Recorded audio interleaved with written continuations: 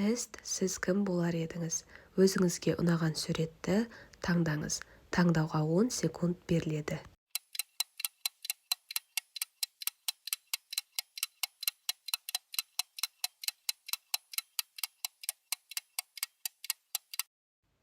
Бірінші, аю.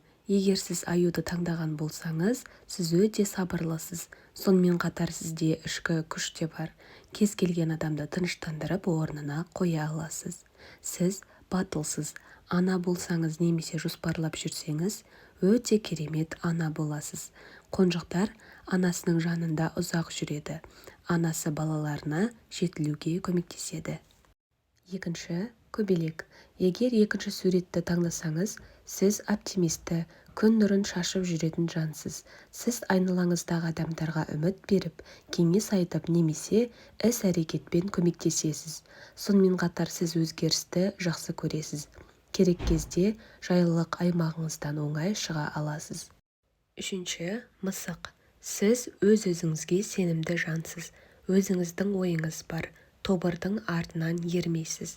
Сіздің ойыңыз басқаларды айнытуы мүмкін. Интуицияңыз керемет. Төртінші, тышқан. Жаман әрекетке бармайтын жақсы адамсыз. Тыныш адамдар кейде көлеңкеде қалып қояды. Егер бәсекелес кездессе, белсенді бола бастайды. Адал, таза жеңіске ие болады.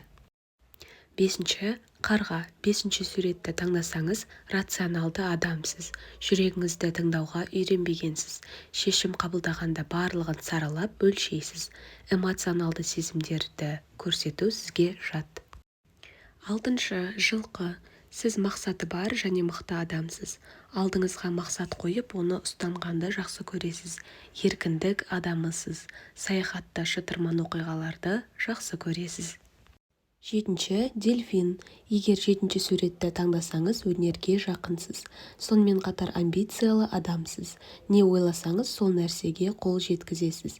Сізді адамдар жақсы көреді. Себебі сіздің жаныңызда олардың іші пыспайды. Позитивті сіз өмірді жақсы көресіз. Қай жануарды таңдадыңыз? Комментарияға міндетті түрде жазуды ұмытпаңыз.